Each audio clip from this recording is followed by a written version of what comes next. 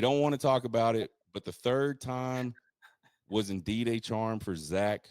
Texas goes on the road, drops their first series of the season, and they got swept in pretty convincing fashion up in Fayetteville. A 0-9 game, a 1-6 game, and an 8-13 game. Mark, we'll take your thoughts first. We'll save Zach's gloating for last year. Mark, talk about it, man. What were you thinking all weekend? What do you take out of this series as the big time Texas baseball fan? Well, first of all, don't give Zach too much credit. You said the third time was the charm. That was his fourth time to pick against Texas. So the fourth time is Okay. the charm. My bad. My bad. So Wasn't it yeah, just Mississippi forget State, everything I just LSU, said. A&M? All right. Yeah, forget everything No, I but said. John, to answer your question, man, that was just an ugly weekend all around. I think we've been kind of joking and talking through the course of the season that you knew you weren't going to get through the SEC unscathed, and you knew that one of these weekends were going to eventually hit you. I think what really took me by surprise was the dominance that you saw from the Arkansas side. I mean, that series just legitimately was not close at all, and Texas was just overpowered from start to finish there in Fayetteville. So it was disappointing from that perspective. But again, man, I'm kind of hoping that if you're going to have a bad weekend, just kind of everything comes to a head at one time, and all different aspects of team play just kind of didn't get it done over the weekend. And you hope that you can just kind of put that behind you and move on and try and get back in the winning mode this week as you get Florida here in Austin. But it was a frustrating series to watch. A lot of self-inflicted stuff. We've all talked a lot, text and online, about the Texas strikeouts, how many free passes we were giving Arkansas. It seemed like every time I looked up, Arkansas had 2 or 3 guys that had walked to get on base, and then they'd come up and get a big double or a home run, and before you know it, boom, game over. So just an uncharacteristic weekend, but at the end of the day, you really hope that it was, again, just a bad weekend. Uh, Personally, I feel a little bit better. I think it's wild that we're still ranked number 1 in the country, so kind of makes it hard to be a little bit too critical of the team, because we are 1 and 2 in the polls as of right now. So again, man, you just flush it and hope that the team can refocus and have a good little homestand here in Austin this week. Yeah, you mentioned all the self-inflicted wounds and things. It was like one of those weekends where just absolutely nothing went right. Like I mean, I'm trying to remember a time in Texas baseball history where I could go everything wrong that could have happened absolutely went wrong.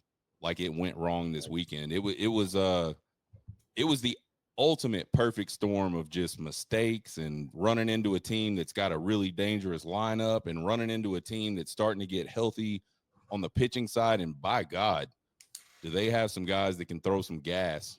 And then not just the gas, but throw the cheese in behind it to really keep people off balance. I made a video at some point.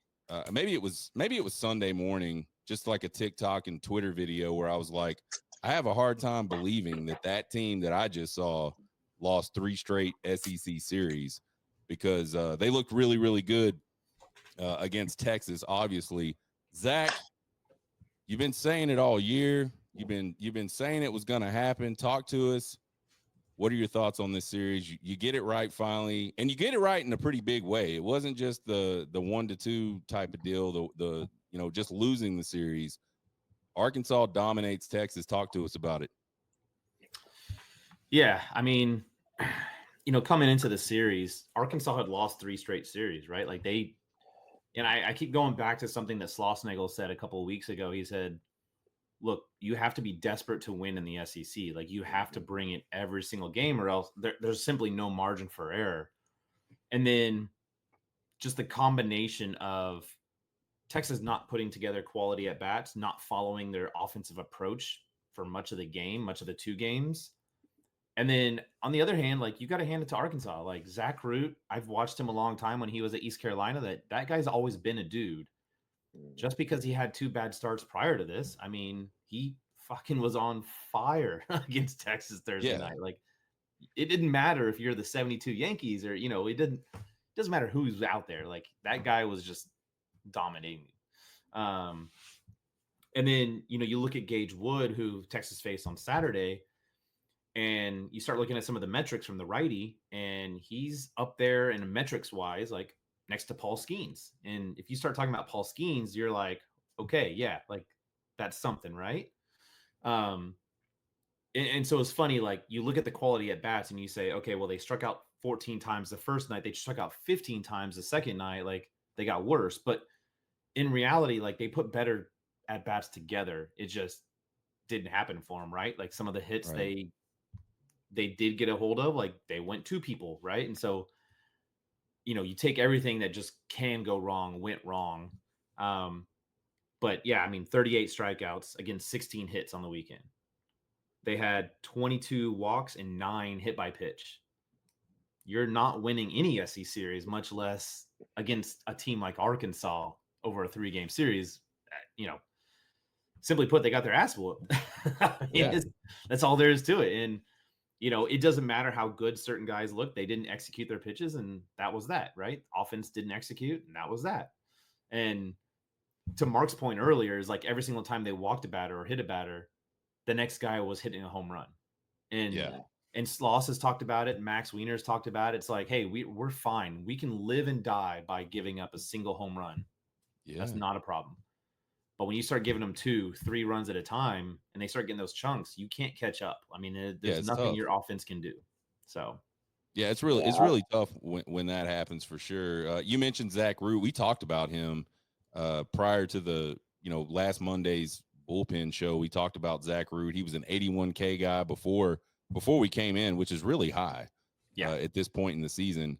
But you look at what he had done so far against what he did do on Thursday night, it was like a totally different guy. He goes 8 innings, which he's never done. I think they said like it was like 5 1/3, I think they said was his longest start this year. And I may be off on that, but close enough. Yeah. Certainly not close to 8 innings pitched.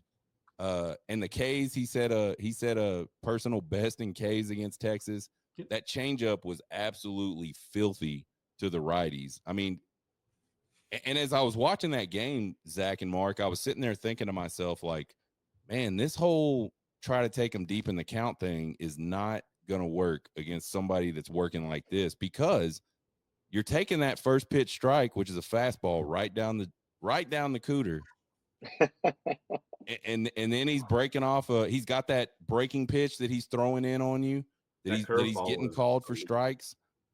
And then he has that just wipe out nasty changeup that you can't lay off because it looks juicy coming right down the middle of the plate. And then it falls away 2 or 3 balls outside of the strike zone.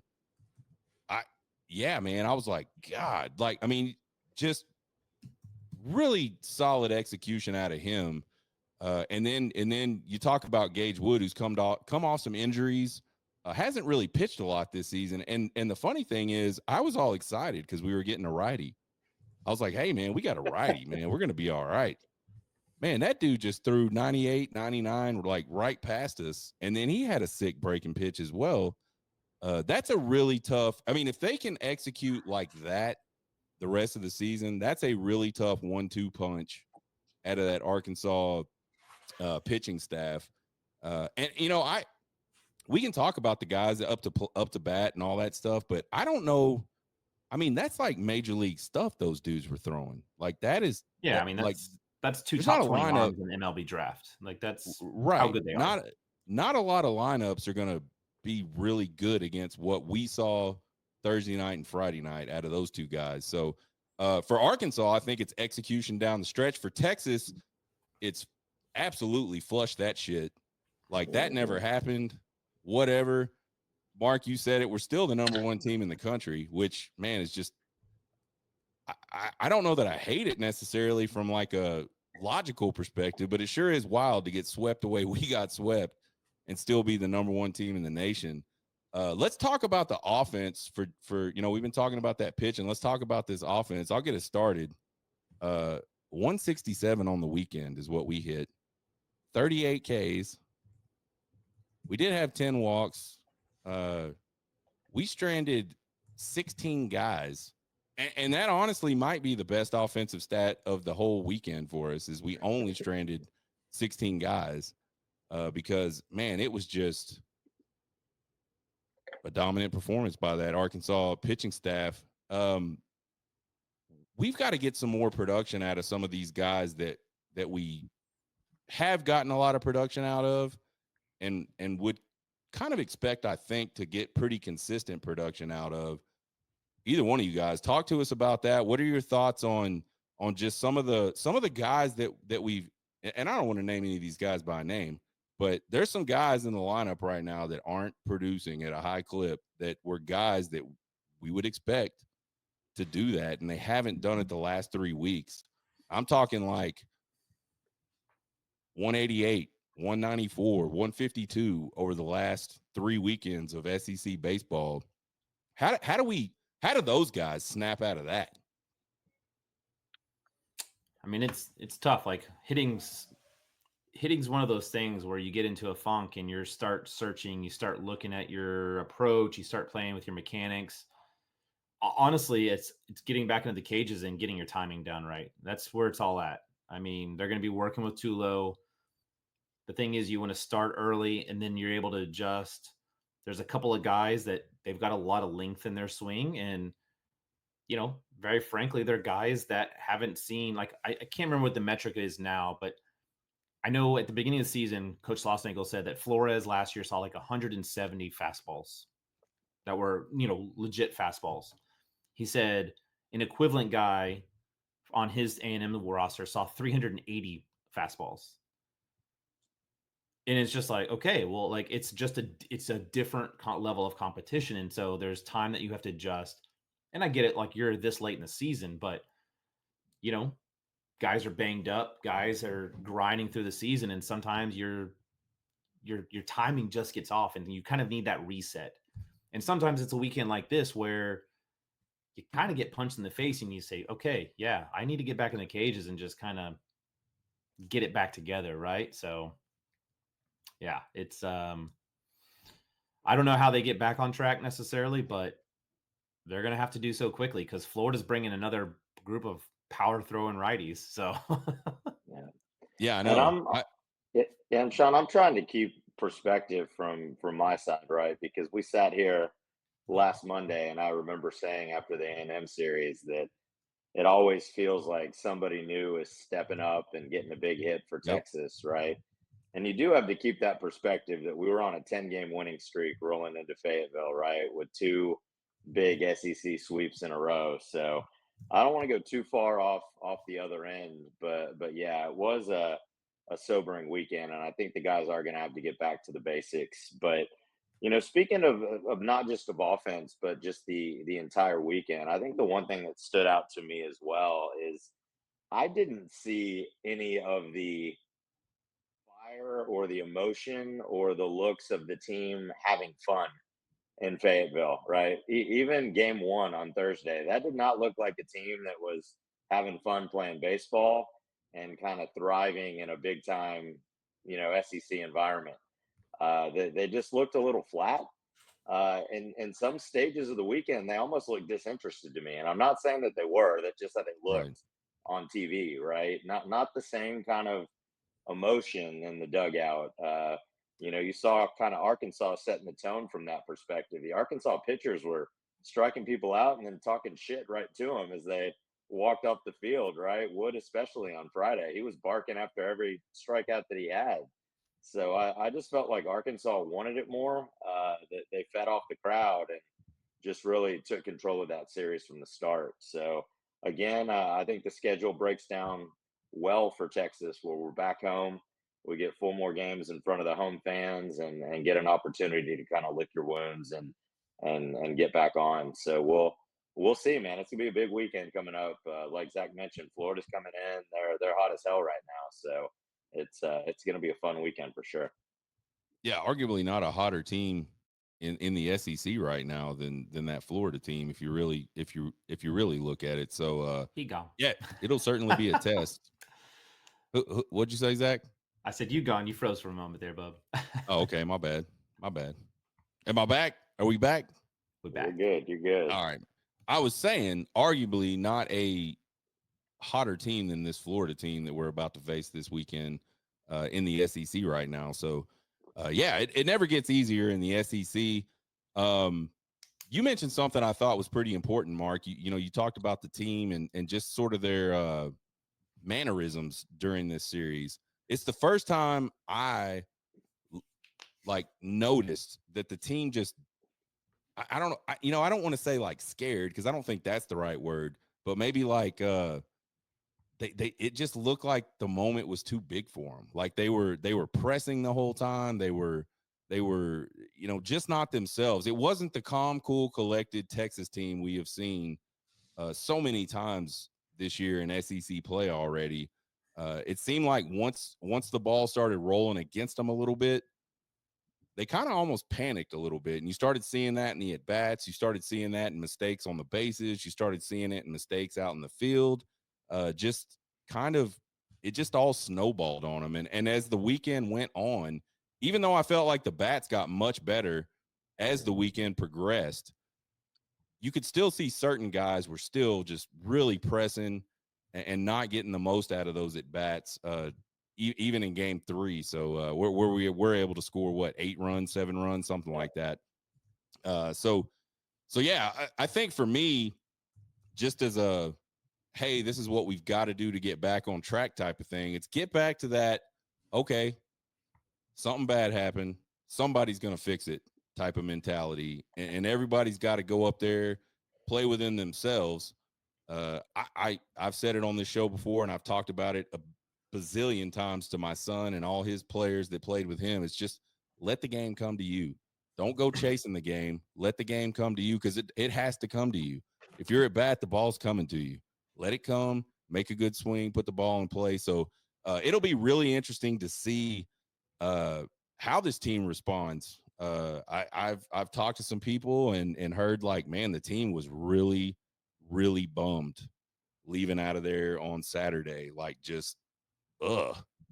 And so can they pick it back up and get ready for this Tuesday night game, be successful there, and then push that on through to Friday, Saturday, and Sunday against a Florida team that yeah, they are super hot. Let's talk a little bit about, so we've talked about the offense. It just is what it was. It wasn't great. Credit those Arkansas pitchers. The pitching out there in Fayetteville was another thing that I just think we haven't seen before. The pitching, 10.5 ERA on the weekend on 28 earned runs. Zach, you mentioned it, 22 walks, 9 hit batsmen, which I think 9 hit batsmen just seems insane to me over a 3-game period. And I know, like, honestly, we have I haven't checked it, but I feel like we probably hit a lot of batsmen, like comparatively speaking, right? Like if we're going to measure our team against the SEC teams, we're probably really high up there and hit batsmen. But over the weekend, it was just like, holy shit.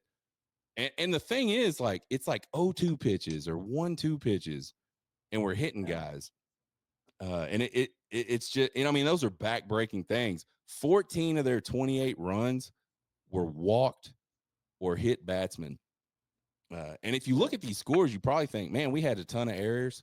We had one error all weekend, and it was a throwing error. It was a pickoff error by a pitcher in game 3. It wasn't even during the terrible games where we got smoked. So we did have the one miscue on the pop fly, but whatever. Not an error. Talk to us about this pitching staff and how do they get back on track? Like if you're Texas, you came in with the second ranked ERA in the country, and it's still probably pretty high. I haven't checked it comparatively, but I'm sure it's under 4 for sure, and it's probably still really good nationally. How do those guys get back on track? Because they got roughed up. And matter of fact, everybody you wouldn't expect to get roughed up got roughed up this weekend. Yeah. Yeah, it was a weird situation, Sean. I think especially the game on Friday for me, right? You see a final score of 6-1, and you kind of just think, oh, Arkansas dominated that game, but that really it wasn't the case offensively for Arkansas. I mean, I don't think they had a hit after the fourth inning. Uh, we had a scenario that I don't think I've ever seen before, where we literally walked the bases loaded 3 times in 4 innings. I've never seen that outside of like a high school baseball game. I think it went, Zach, in the second. We walked the bases loaded and then gave up a 3-run double to fall down 4-0. And then 2 innings later, I think there was 2 walks and 2 hit by pitch. We hit a guy with the bases loaded, brought in their 5th run. Right. And then the next inning, the same thing happened again. We walked the bases loaded, and I think we hit a guy with the bases loaded, and that brought in their 6th run. And it's like it was insane. Like they weren't really hitting the ball at all on Friday, but every time I looked up, they had the bases loaded and were threatening to blow the game open. So you're right, Sean. Across the board, there just wasn't consistency on the pitching side. But I'll be honest, man. We've seen these guys work all season. I'm not worried about guys like Ruger Riojas and Max Grubbs and Dylan Volantis. They're going to be fine. And you know what, man? I would rather all of them have an off weekend at the same time than have one guy a weekend that's not kind of locked in and in sync. So again, man, I'm just hoping that it was just that perfect storm of stuff not going well for the team and that they'll get back to business this coming weekend. But yeah, you can't have those walks. Uh, Sean, correct me if I'm wrong. I think this is the first weekend all season where we haven't had a pitcher go more than 4 innings, right? I think Ruger and Grubbs both got pulled before the end of the fourth, and I think Harrison went exactly 4, right? And that's just not going to get it done, especially against a team like Arkansas, right? You have to have at least 1 or 2 guys that goes deeper in the game to give your bullpen more of a chance. So just again, man, I hate to keep using the phrase, but that weekend really was a perfect storm. But you want to give credit to Arkansas as well. There was obviously periods where they were putting pressure on Texas, and they took advantage of all of our mistakes, right? Every Yeah. time we did walk 1 or 2 guys, they hit a home run on Saturday, right? And those Aloy brothers, man, I don't ever want to see them play Texas again. Those guys are monsters. So credit to Arkansas. They they did the job and got it done. And but to answer your question, Sean, I'm not worried about the pitching. They're going to be fine. Yeah, I agree. I mean, from a pitching versus hitting, like I have the most faith in the pitching staff, especially just what Max Wiener's done. Honestly, you talk about Friday night, Mark. I think Thursday night set the entire tone. Yeah. Ruger comes out, and honestly, it's just one of those things where he had pitched 3 games in 11 or 12 days at that point. Like the way the schedule lined up, it was just, it is what it is, right? Jared goes down.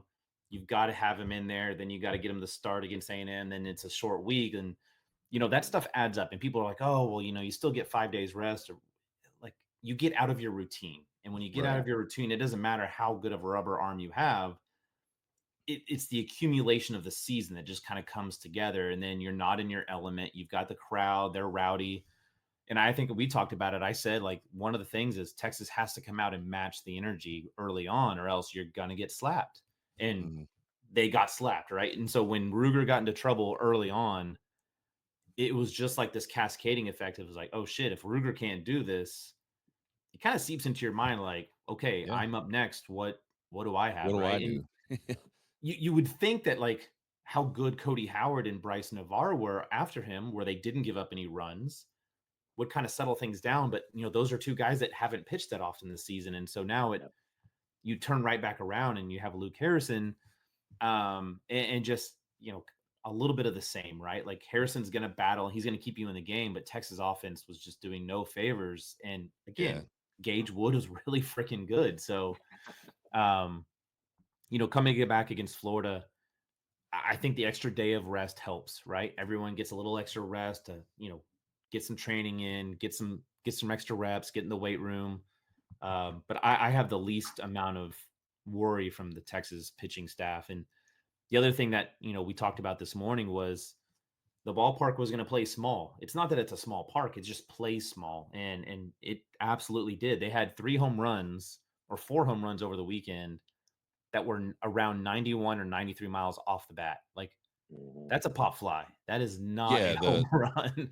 And that one, they had 3 of them that were just wall scrapers. They got them up into the wind and they just carried and carried and carried. yes. You're like, shit, like, where's this thing going to land? And it, it The happens. one Gaspo almost pulled back in center field, dead center field, was just off the bat looked like the ultimate pop up to me. Yeah. And I'm just like, okay, that's an out. And it just keeps going and going. And I mean, he got his glove on it. He did a great job to even get up there and get his glove on it.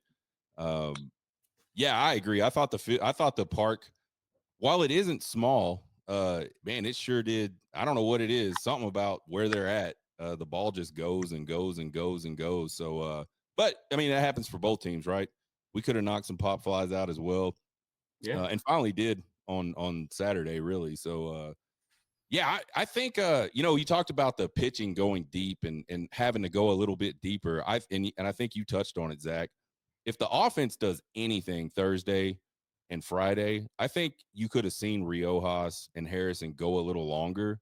But I think Sloss was probably just like, man, I got to get these guys out of here because I don't want to extend them any longer and put more stress on them physically.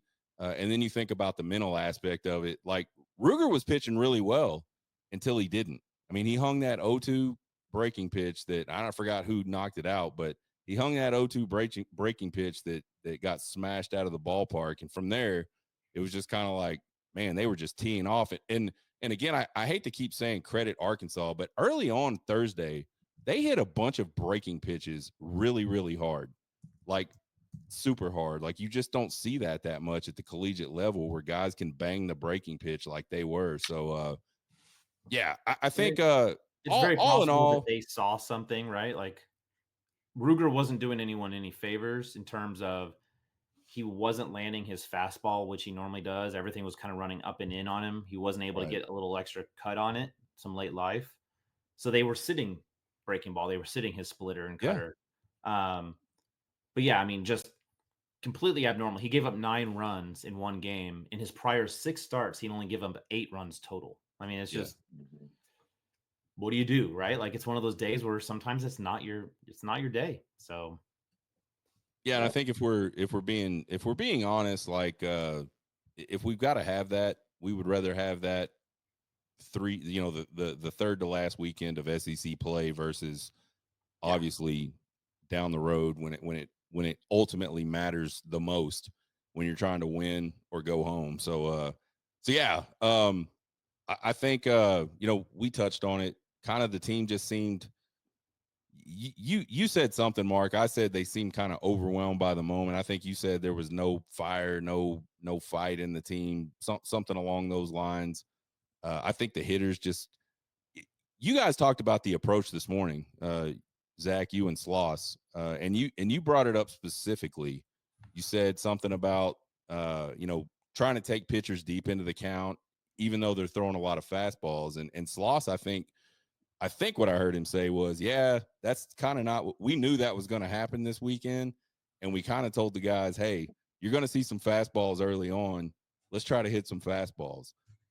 And some of them, and he even said it, some of them tried to swing at some of those pitches, some of them didn't. And the ones that didn't, it was just basically a strikeout because they were not hitting the secondary pitches as well as he was locating them on Thursday. So I was encouraged because I was watching the game and I was like, man, like, are we still going to try to do this?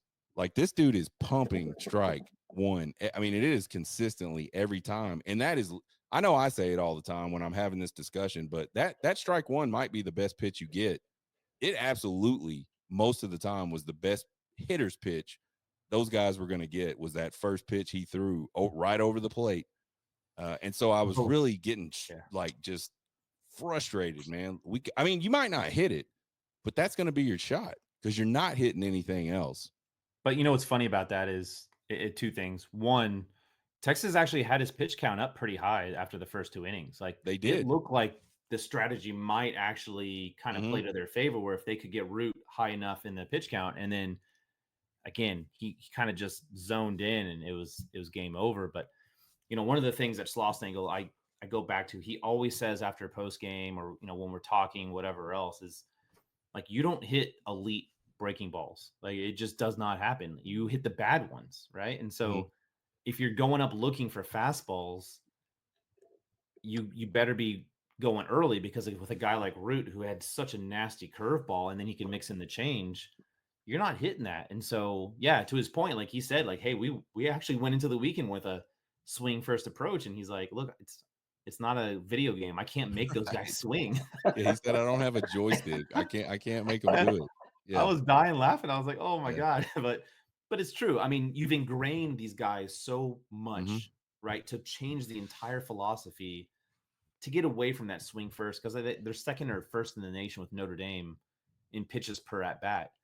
And it's obviously worked, right? They're 38-8. They're 19-5 in SEC play. But there's going to be games where you run into a guy like Root, and it's going to bite you in the ass. So, it's, again, credit to Arkansas, as we say, like they deserved it. I mean, give them all the accolades. Yeah, I mean, tip of the cap. They did it. We didn't. We're talking Texas, Arkansas. We'll be talking Texas, Lamar here in a minute, and we'll be talking obviously Texas, Florida. Jump in the chat. Drop us your comments. Drop us your questions. We'd love to hear from you guys. Dean Stevens, thanks for joining tonight. The Pencil Pods dad, man. I got to meet Dean down in Austin for the A&M series. It was really awesome listening to Dean and Jack tell their story about just why they were there, how they got there, all that stuff. So if you're not following Jack DeLongchamps, I believe I said, maybe it's Champs, I don't know. It's a long ass name that says Jack Day Long something. Follow that dude on Twitter, man, because he's got some good content going on, and Dean's right there with him, at least some of the time, following him and keeping him in line. But yeah, good follow there. Talk about the pitching before we wrap up this whole monstrosity that was Texas, Arkansas. One thing I typed down on my notes was, if you told me we'd throw Grubbs, Burns, and Valanis in the same game, there's almost no way I would say we're giving up 12 earned runs. And I'd almost tell you there's no way we're losing that game, because those guys have just been so good for so long here in the SEC play. But that's exactly what happened. Do we think – so we came off this really high emotional series with A&M, and that's a thing, right? Like we know that meant a lot to our team. It meant a lot to the A&M team. And these pitchers, those three especially, have been guys that have thrown a lot of innings so far in SEC play. Is there anything to the whole notion that it was super emotional? We had a short week. They just look kind of gassed to me, man. It just looked like they did not have their best stuff this weekend. What do you think about that, Zach, Mark? Am I reading too much into that, or is that something you took away as well? I think the short week more than anything.